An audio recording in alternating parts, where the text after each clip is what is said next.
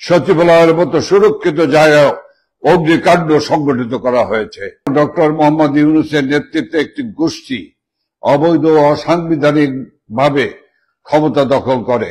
ছাত্রলীগের অসংখ্য নেতাকর্মীদের শিক্ষা জীবন আজ বিপন্ন। শ্বাসরুদ্ধকর পরিস্থিতিতে দেশের জনগণ হাসপাস করছে। আজ দেশের জনগণের সামনে একটি প্রশ্ন, বাংলাদেশ কোথায় গিয়ে দাঁড়িয়ে আছে, কোন দিকে যাচ্ছে? দেশি বিদেশি ষড়যন্ত্রের মাধ্যমে জননেত্রী সফল রাষ্ট্রনায়ক শেখ হাসিনার নেতৃত্বে পরিচালিত সরকারের হটানোর মাধ্যমে বাংলাদেশ তার গতিমুখ হারিয়েছে। আর্থ সামাজিক অর্থনৈতিক অগ্রগতিতে আন্তর্জাতিক পরিমণ্ডলে বারংবার প্রশংসিত বাংলাদেশ আজ অস্থিতিশীলতার চোরাবালিতে ডুবে গেছে। আজকের বাংলাদেশের সবকিছুর চেয়ে বোধহয় মানুষের জীবনের দামটাই কম। এটা শুধু শিক্ষার্থীদের আন্দোলনের আড়ালে মেটিকুলাস ডিজাইন করে শিক্ষার্থী ও হাজার হাজার পুলিশ বাহিনীর সদস্যদের হত্যা করে একটি নির্বাচিত গণতান্ত্রিক সরকারকে হটানো হয়। এরপর ডক্টর মোহাম্মদ ইউনূসের নেতৃত্বে একটি গোষ্ঠী অবৈধ ও অসাংবিধানিক ভাবে ক্ষমতা দখল করে। এই অবৈধ দখলদার গোষ্ঠীর প্রত্যক্ষ মদদে একটি খনি গোষ্ঠী লুটেরা নির্বিচারে আওয়ামী লীগের নেতাকর্মীদের উপর হামলা চালায়। তাদের বাড়িঘর, ব্যবসা প্রতিষ্ঠানে হামলা, ভাঙচুর, লুটপাট ও অগ্নিসংযোগ চালায়। হাজার হাজার আওয়ামী লীগের নেতাকর্মীদের হত্যা করা হয়। পাশাপাশি রাষ্ট্রযন্ত্রকে ব্যবহার করে বাংলাদেশ আওয়ামী লীগ সহ মুক্তিযুদ্ধের পক্ষ শক্তির প্রগতিশীল মানুষদের উপর অবর্ণনীয় দমন পীড়ন, নিপীড়ন, নির্যাতন চালিয়ে যাচ্ছে। বঙ্গবন্ধু কন্যা জননেত্রী শেখ হাসিনা ও আওয়ামী লীগের নেতাকর্মী এবং কেন্দ্রীয় 14 দল সহ প্রগতিশীল চিন্তা চেতনার ব্যক্তিদের বিরুদ্ধে মিথ্যা, বানোয়াট, ভিত্তিহীন ও মন গড়া রাজনৈতিক হয়রানিমূলক হত্যা মামলা দেওয়া হয়েছে। সেই সব মৃতদের অনেকেই জীবিত আছে। টাকার প্রলোভন দেখে মামলার বাদী বানানোর পরিকল্পিত কৌশলের গোমরও ফাঁস হয়েছে। এই অবৈধ দখলদার সরকার রাজনৈতিকভাবে উদ্দেশ্য প্রণোদিত হয়ে কৌশলমূলক বিচারের মাধ্যমে বঙ্গবন্ধু কন্যা, সফল রাষ্ট্রনায়ক, সফল প্রধানমন্ত্রী শেখ হাসিনাকে যে ফাঁসি দেওয়ার সিদ্ধান্ত নিয়েছে তাও ইতিমধ্যে প্রমাণিত। বাদ বিচারহীনভাবে চলছে গণগ্রেপ্তার। মব সন্ত্রাসের মতো অভিনব এক ত্রাসের উপাদানের সাক্ষী হয়েছে বাংলাদেশ। এই অবৈধ দখলদার সরকারের বিরুদ্ধে কেউ কথা বললেই তার উপর অত্যাচারের খড়গ নেমে আসে। সনাতনী ধর্মাবলম্বী বৌদ্ধ, খ্রিস্টান সহ অন্যান্য সম্প্রদায় ও জাতিগোষ্ঠীর বাড়িঘর, ব্যবসা প্রতিষ্ঠান ও ধর্মীয় প্রতিষ্ঠান এবং তাদের উপর গণহত্যা চালানো হচ্ছে। আওয়ামী লীগের নেতাকর্মী সহ এসব হত্যাকাণ্ডের শিকার হওয়া পরিবারের সদস্যদের বিচার চাওয়ার অধিকারটাও কেড়ে নেওয়া হয়েছে।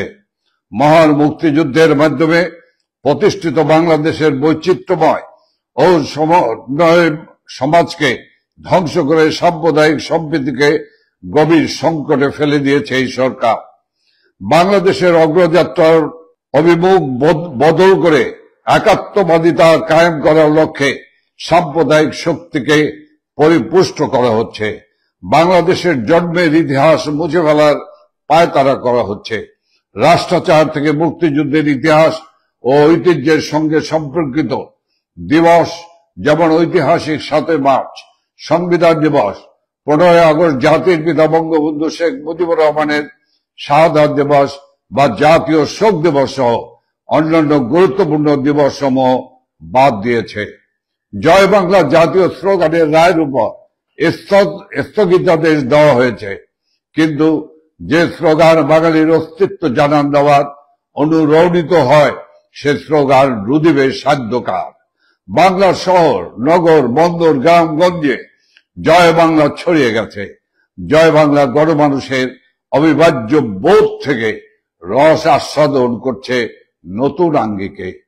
ধন্যবাদ ও কৃতজ্ঞতা জানাই আওয়ামী লীগের নেতাকর্মী এবং মহান মুক্তিযুদ্ধের চেতনায় বিশ্বাসী দেশপ্রেমিক মানুষদের, যারা মৃত্যু ভয়কে উপেক্ষা করে মুক্তিযুদ্ধের আকাঙ্ক্ষার বাংলাদেশ বিনির্মাণের সংগ্রাম চলমান রেখেছে। আজ বাংলাদেশ গভীর সংকট কাল অতিক্রম করছে। একে তো মানুষের জানমালের নিরাপত্তা নাই, আবার নিত্য প্রয়োজনীয় দ্রব্য সহ সবকিছুর দাম ঊর্ধ্বমুখী।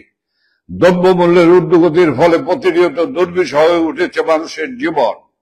বর্তমানে বাংলাদেশে বেঁচে থাকার জন্য সবকিছুতে চড়া মূল্য দিতে হলেও একমাত্র বোধ হয় মূল্যহীন হয়ে পড়েছে মানুষের জীবন।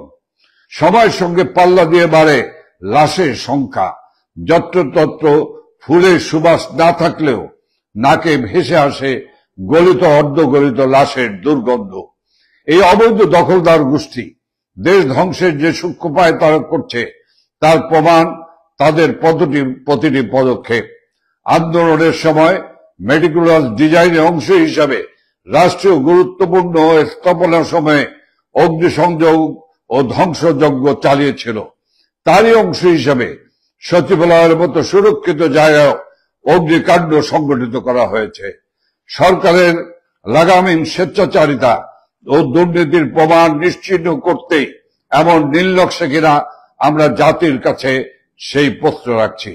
উল্টো এর মধ্যে সরকারের পক্ষ থেকে ষড়যন্ত্র তত্ত্ব আবিষ্কারের অপচেষ্টা করা হচ্ছে।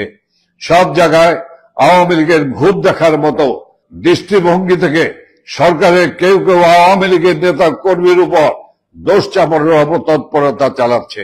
অথচ আওয়ামী লীগের নেতা কর্মীদের যেখানে বাড়িতে থাকতে দেওয়া হচ্ছে না, রাজপথে নামতে দেওয়া হচ্ছে না, মব সন্ত্রাস বা বিভিন্ন দলের ক্যাডার ও সন্ত্রাস বাহিনী লেলিয়ে দিয়ে বাদ বিচারহীন ভাবে যাদের জীবন কেড়ে নেওয়া হচ্ছে, তারা সচিবালয়ের মতো সংরক্ষিত এলাকায় প্রবেশের সুযোগ পাবে, এ ধরনের কথা বলা বাতুলতার সামিল। সচিবালয় শুধু সিসিটিভি ক্যামেরা না, নাইট ভিশন ক্যামেরাও আছে, তাতে ভিডিও ফুটেজ থাকার কথা। সেই ভিডিও ফুটেজ আমরা জাতির সামনে প্রকাশ করার দাবি জানাচ্ছি। নিরপেক্ষ ও সুষ্ঠু তদন্তের মাধ্যমে এই অগ্নিকাণ্ড সংগঠিত করার সঙ্গে জড়িতদের বিচারের আওতায় আনার দাবি জানাচ্ছি। আজ জনমানসের কথা উঠেছে, যে সরকার জনগণের জানমাল ও সচিবালয়ের মতো গুরুত্বপূর্ণ স্থাপনার নিরাপত্তা দিতে পারে না, সেই সরকারের রাষ্ট্র পরিচালনার নৈতিক বৈধতা নাই। এই সরকারের পদত্যাগ নিয়ে তাই গণদাবি উঠেছে। সেই গণদাবির প্রতি সমর্থন রেখে আমরাও অবৈধ অসাংবিধানিক দখলদার ফ্যাসিস্ট ইউনূস সরকারের পদত্যাগ দাবি করছি। একই সাথে বাংলাদেশ আওয়ামী লীগ সহ মহান মুক্তিযুদ্ধের চেতনায় বিশ্বাসী দেশপ্রেমিক জনগণের প্রতি আবারও ধন্যবাদ ও কৃতজ্ঞতা জানাই, এজন্য যে তারা সকল দিক থেকে বাংলাদেশের জন্য উৎসাহের এই সময় নিজেদের বিবেকের তাড়না থেকে ফ্যাসিস্ট এই সরকারের বিরুদ্ধে সোচ্চার রয়েছেন। আমরা বিশ্বাস করি সমগ্র জাতির সম্মিলিত বিবেক যতই আহত কখনো পরাজয় স্বীকার করবে না। গতকাল রাষ্ট্রের সর্বোচ্চ গুরুত্বপূর্ণ ভবন সচিবালয় আগুনে স্থানীয় সরকার পল্লী উন্নয়ন সমবায় মন্ত্রণালয়, সড়ক পরিবহন মন্ত্রণালয়, সেতু, ডাক ও টেলিযোগাযোগ, যুব ক্রীড়া মন্ত্রণালয় এবং শ্রম কর্মসংস্থান মন্ত্রণালয়ের নথিপত্র, কম্পিউটার ও অ্যালবাম পড়ে ছাই হয়ে গেছে। রাষ্ট্রের সর্বোচ্চ নিরাপত্তার মধ্যে এমন ঘটনায় জাতি হতবিহ্বল। লোক দেখানো নয়, জনগণের সুনির্দিষ্ট তথ্য প্রমাণ সহ সঠিক তদন্ত আশা করে। ঘটনার তদন্তে স্বরাষ্ট্র মন্ত্রণালয়ের জ্যেষ্ঠ সচিবকে প্রধান করে একটি উচ্চ পর্যায়ের কমিটি গঠন করা হয়েছে। কমিটিতে ফায়ার সার্ভিস ও সিভিল ডিফেন্স অধিদপ্তরের প্রধানকে সদস্য সচিব করা হয়েছে। এর আগে মন্ত্রিপরিষদ বিভাগ একজন অতিরিক্ত সচিবের নেতৃত্বে 7 সদস্যের একটি তদন্ত কমিটি গঠন করেছিল। পরে এই কমিটি বাতিল করা হয়। বারবার কমিটি গঠন ও পরিবর্তনকে জনগণ আসল ঘটনা ধামাচাপা দেওয়ার অথবা উদরপিণ্ডি বুদর ঘাড়ে চাপানোর অবচেষ্টা বলে মনে করে। ঘটনার স্তরে একজন তথাকথিত সমন্বয়ককে দেখা গেছে, যিনি কিছুদিন আগে একটা টিভিতে সাক্ষাৎকারে স্বীকার করেছে আন্দোলনের সময় আন্দোলনকারীরা মেট্রো রেল সহ বিভিন্ন স্থাপনাতে আগুন দেয়া সহ পুলিশ হত্যাকাণ্ডের সাথে জড়িত ছিল। ঘটনাস্থলে এই সমন্বয়কদের উপস্থিতি সন্দেহের উদ্বেগ করে।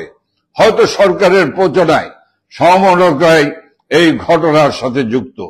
ঘটনাস্থলে একজন উদ্ধার কর্মী ফায়ার ফাইটার ট্রাক চাপায় নিহত হয়েছে। এটা কি হত্যাকাণ্ড? ইনি কি এমন কিছু দেখে ফেলেছিলেন যা ডক্টর ইউনূসের অবৈধ ফ্যাসিস্ট সরকারের জন্য বিব্রতকর ছিল? রাষ্ট্রের সর্বোচ্চ নিরাপত্তার মধ্যে এমন দুর্ঘটনা সরকারের মেটিকুলাস পরিকল্পনা ছাড়া আদৌ কি সম্ভব? চট্টগ্রামের চিন্ময় কৃষ্ণ দাসকে গ্রেপ্তার কেন্দ্র করে আইনজীবী হত্যার মধ্য দিয়ে সরকার মেটিকুলাসলি দেশে সাম্প্রদায়িক উস্কানির মাধ্যমে ফায়দা নেবার চেষ্টা করেছে। বর্তমানে সচিবালয় অগ্নিসংযোগ কি সরকারের টিকে থাকার আরেকটি অপচেষ্টা? কোটা বিরোধী আন্দোলন করে যারা নিজেরাই ছাত্র কোটায় উপদেষ্টা হয়েছে, শুধু তাদের মন্ত্রণালয় কেন আগুন লাগলো? বিষয়টি অবশ্যই নিরপেক্ষ তদন্তের দাবি রাখে। দ্রব্যমূল্যের সীমাহীন ঊর্ধ্বগতি, লোডশেডিং, ডলারের লাগাম ছাড়া দাম, একের পর এক শিল্প কারখানা ও বিভিন্ন প্রতিষ্ঠান বন্ধে বেকারত্বের কারণে জনগণের যে অসহায়ত্ব, সরকারের সেসব বিষয়ে কোনো নজর নেই।